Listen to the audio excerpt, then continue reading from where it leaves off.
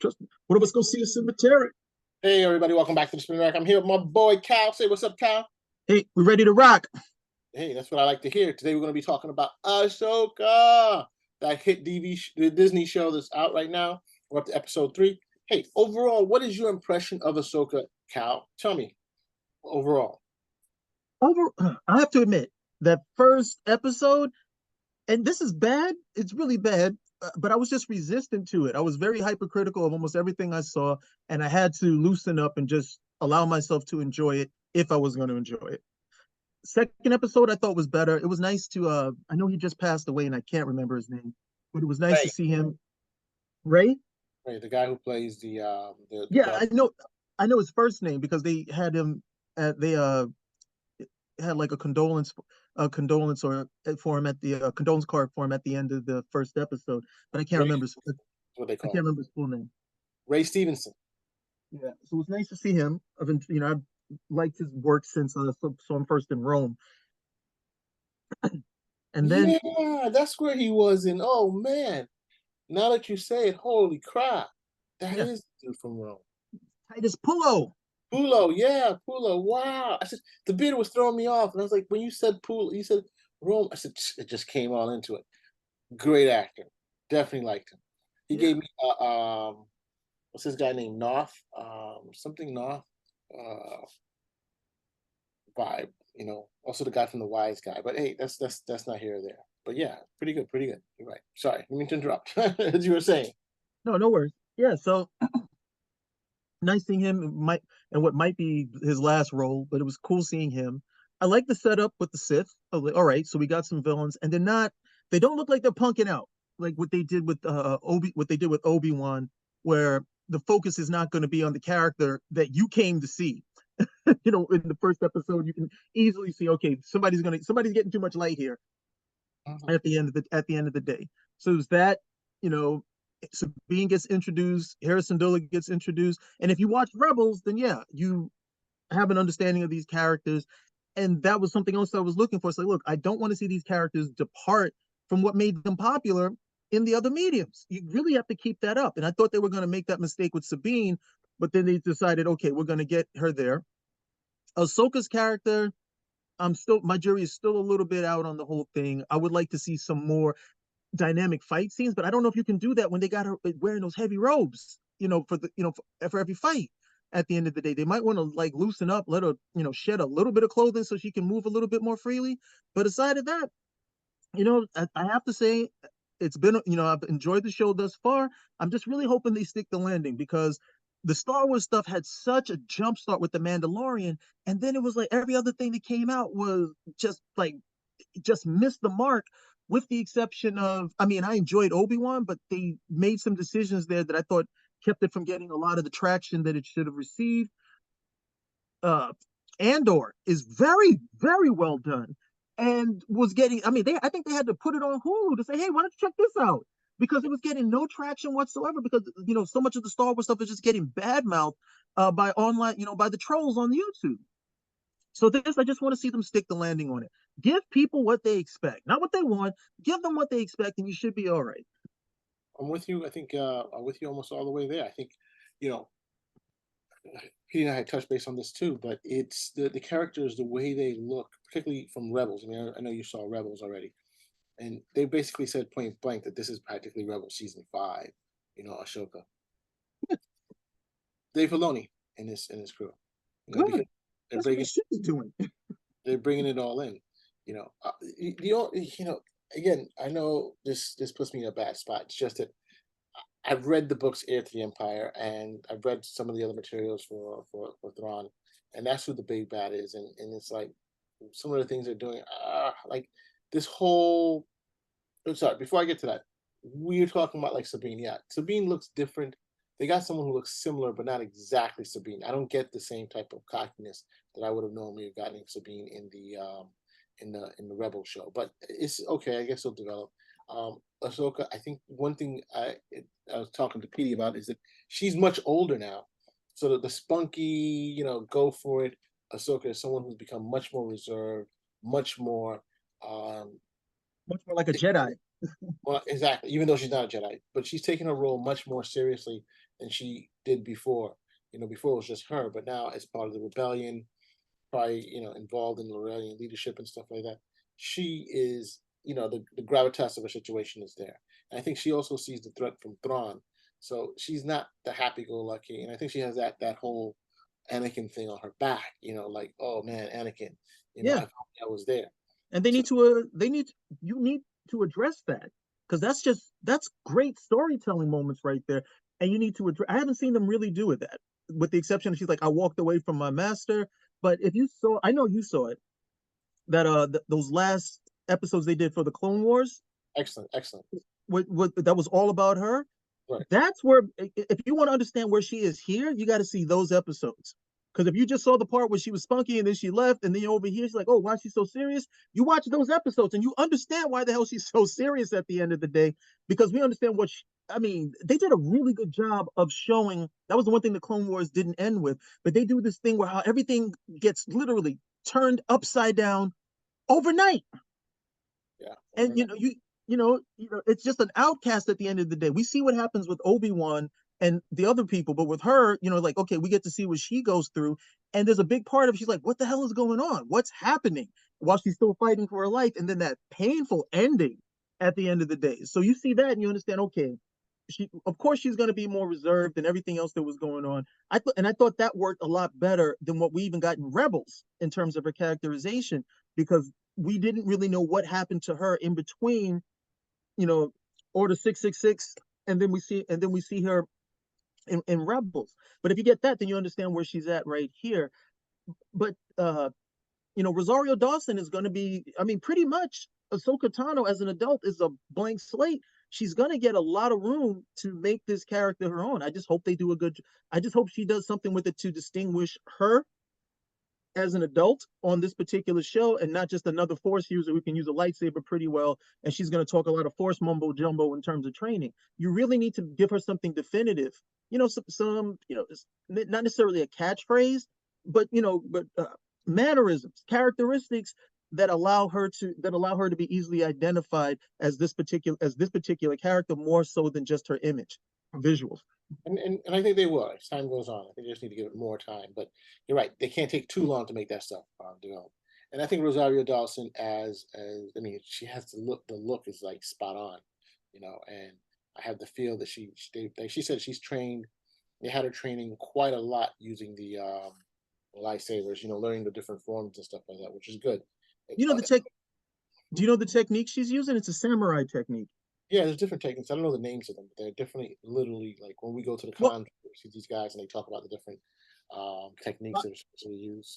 I know I don't know about that lightsaber Jedi stuff, because all that's based on actual swordsmanship Right, that existed well before the Jedi. But the Jedi were based on, to the best of my recollection, the Jedi are based on samurai, right, and that long sword technique. That's a sword, not a knife like you would see in right. Europe, but that's a long sword and a short sword with the katana and the wakizashi. So it's that technique that she's using over there. So when I'm looking to see how well that's being executed.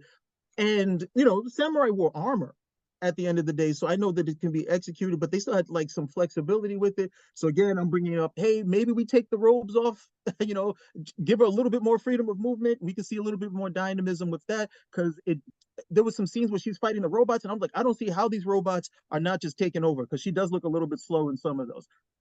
Yeah, but I mean, remember the robots were always. I mean, this was their specialty. She between her and Anakin, they killed thousands, destroyed thousands and thousands She of wasn't wearing she wasn't wearing long flowing robes when she did it either.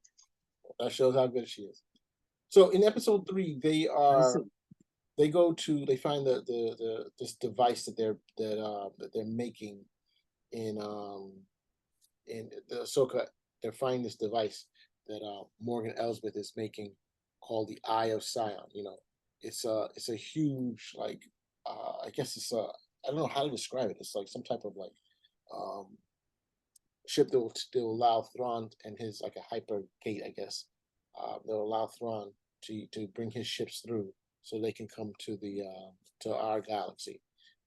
That's one of the problems I've been having based off of the books where they come in. He's not like in another galaxy. He's just in a different part of the galaxy and finally makes it back.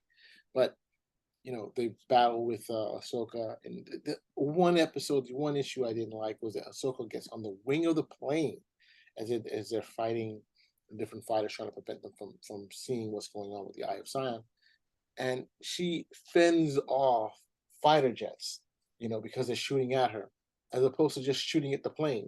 The warfare is you don't shoot at the fighter, you shoot at the horse, or you shoot at the ship, because you're wasting time. And so she successfully holds off these guys while Sabine recalibrates the ship so it can get back up and running. And I'm like, oh my gosh. And in long flowing robes, no less. No, no, she was in a I know. I'm making a joke. right. So it's interesting.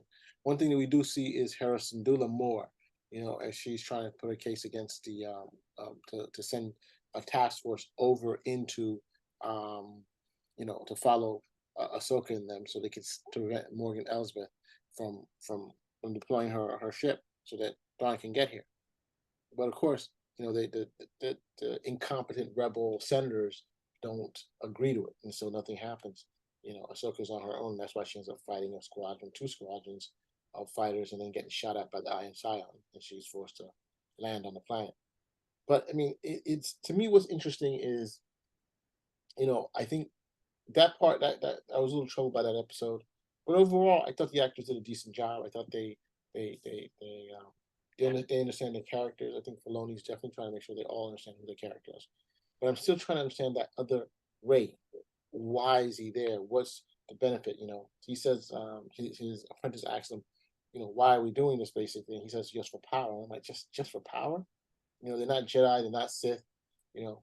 So he's doing his own thing. So what we're learning more and more in the series is that, you're force sensitive is more than just Jedi. Jedi are like, I guess, how can we say, you know, the force sensitives are like Christians, right? And Jedi just tend to be a particular church, the largest one, you know, where they don't get involved, don't be emotional, the monks where you have to do a particular way. But there's other types that are in there, such as Morgan Elsbeth, who's a witch, and she's Yeah, forced. I've never agreed with that because even at I mean, that's fine if you're going with the old Republic, the High Republic. I have no issue when you got those types of Jedi, but the Star Wars that we're introduced to in A New Hope, the Jedi all but decimated. They're nobody even believes these guys exist anymore. And then we just happen to buck up on one of the last ones, Obi-Wan, and then now we got this type, and they said like, no, this would be like literally like there was a pogrom of the church, and now you've got like splinters, if anybody exists, and somehow we still keep getting these different facts. And like, no, I just don't believe it. It would probably be the main guys, if anything, because that would be the most likely people who had the resources to survive that type of thing. But you got to have new story ideas, so it is what it is. No, but you got to think of it like this: that they intentionally destroyed the Jedi Temple. So someone like in Rebels, where you have Kanan Jarrus, who teaches I forgot the character's name. Sabine's friend, where he teaches him, Jedi ways. He left the temple when he was a child himself, so he's teaching people stuff. And the same thing like Luke Skywalker, he's setting up another temple where he never was in the Jedi Academy. He was taught briefly by Yoda.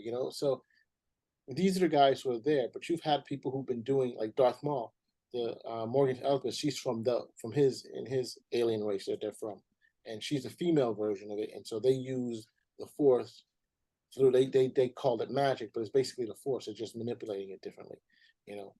And so you have these different things that happen, and of course they're all suppressed because the Jedi is so large. It's suppressed because the Sith are the main antagonists, But we saw in Rogue One that there were force sensitive people. They didn't have a lot of power or whatever, and the Inquisitors, those are force sensitive people, but they're not as strong as Jedi. You're good to be enough to be a guard. You're not going to be a Jedi Knight is at the top apex of power. Or those Jedi Masters are at the top apex of power. But there are tons of other people who just have a lower level understanding or lower level abilities to use this, and that's all we're talking about.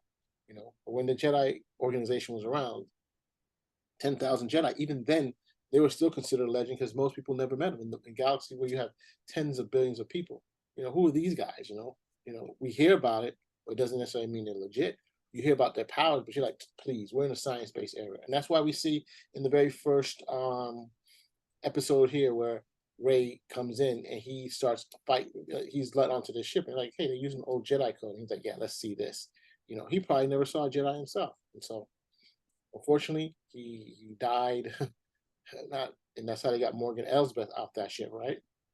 Because Yep. people just believe what they got to believe. But I'm interested. It's running on. I just hope that they keep it up. There, of course, like you said, there could be some more improvements that they're doing, but let's see what happens. Let's let it play out, and hopefully the haters will stop hating, right? Well, no, they're gonna hate, but you only the only cure for madness is wisdom. The only cure for hate is love. If you create some stuff and people love it and they want to keep coming back and they want to see it be successful, nobody's gonna pay attention to the haters. But they were so inconsistent. They were very, very inconsistent with I mean, Boba Fett was such a disappointment from start to, just from start to finish. And as much as I would love to see, hey, maybe we'll see Boba Fett get another shot, I can't imagine it based on what they did with that first series.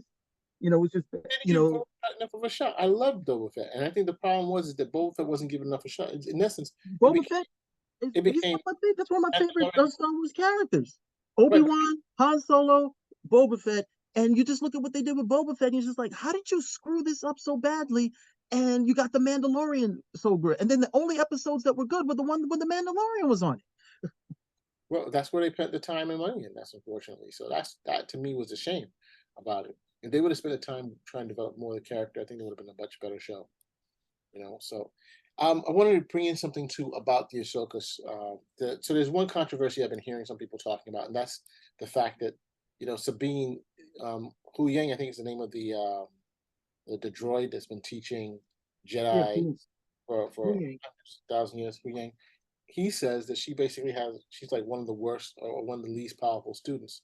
So the question is, why is Ahsoka even bothering to call her even a Padawan or apprentice if she barely has enough force ability? Now the question is, does she have force ability? It's just that she just has not. Well, there was some article where they were like Ahsoka Tano is a better teacher than Obi-Wan Kenobi. So, and of course that's clickbait. But one, Ahsoka Tano was never taught anybody. So that's number one. So Sabine, she has no track record of training anyone successfully. That's number one. But then I'm also seeing the Jedi seem to take on Padawan who just don't. I mean, if we look at the Padawan that we've been exposed to, most of these guys should have never been trained in the first place. Okay, biggest one. That's right. You said it.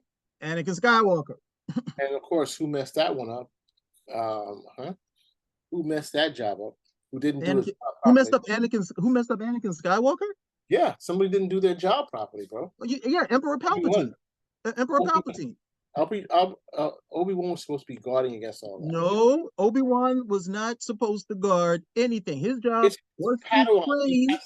He's His responsible. job, his job was to train him to become a Jedi, which he did. When did Anakin get lured to the dark side? Not as a Padawan, but when he was a full-fledged Jedi. So that's not on Obi-Wan's track. No, I mean he started to feel for Padme started when he was a young, and so that stuff was there. His conversations and meetings with the chancellor. Obi-Wan, That's again, if you want to move the goalposts, you can do that. Obi-Wan's job is to do what? Obi-Wan's job is to train Anakin to become a full-fledged Jedi. He did exactly what he was supposed to do. Okay? Whose job was it to keep Palpatine from coming over here and infiltrating like he did? Well, I guess that's the other Jedi because Obi-Wan was busy doing his job. So when Palpatine is coming there and meeting with Mace Windu and Yoda, and these guys are like, oh, cloudy it is. Course cannot see. And somehow Obi-Wan was Obi-Wan, who was not a full-fledged Jedi. Okay, he's not one of the higher level Jedi at the time. And somehow these guys didn't see it, and we're supposed to drop that at Obi-Wan's feet? I don't think so. I think. Obi-Wan Kenobi, greatest of all time. Oh my God. I'm not. We're not even going to get. We're finishing up Ahsoka. So yeah. So I think that's one of the big criticisms she has of her taking on Sabine Wren. So we don't know. Also, she's probably one of the very few Mandalorians who become force wielders and stuff like that. If it ever happens, we see how it. Unfortunately, the track record with training these people is not very good. It's Remember, she had the dark saber, so the very fact that she had it in one state, I don't know if that says, hey, she's going to end up being the one or not. But That's Who was the last person trained as a Jedi successfully? Ezra Bridger in Rebels. Where is he? Missing. He's There you with go. okay. Okay, it's unfortunate. I don't know if they even realize it themselves, but just about everybody who gets trained, something goes wrong. Something goes wrong with something goes wrong with these cats. I mean, it starts even with Obi-Wan. He's supposed to be. He doesn't really get his training completed. His master gets killed, and then he's pretty much like, all right, you've. Yoda says, you know what? He does like another Luke Skywalker. Yeah, you did enough. I'm just gonna credit you for all the stuff you didn't do, and you can train this dude. Luke, nah, you don't got to finish your training. Just go fight Vader, and you're good. I mean, he had considered one of the greatest trainers in Ki-Wan Jinn, Ki-Young Jin. But So the training wasn't complete. they felt it was, and Okay. it wasn't complete. We see that again goes back to Obi-Wan treating Anakin more as a brother than as a. No, absolutely not. Because you know who trains people and makes certain that their training is complete? The Sith.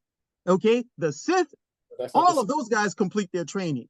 Vader, Darth Maul, all of those guys complete their training. There's never been a point where these guys are like, oh, your training isn't complete. No, they all complete their training. So it's just a Jedi thing. The Jedi are kind of like, yeah, close enough. You're crazy. All right. Anything else more on this, or are we going to call it a day? Now we're gonna wrap this right here. Okay. So hey, we like Ahsoka. Go check it out. Spinnerack We're out. out. Trying to blame my man Obi-Wan, greatest of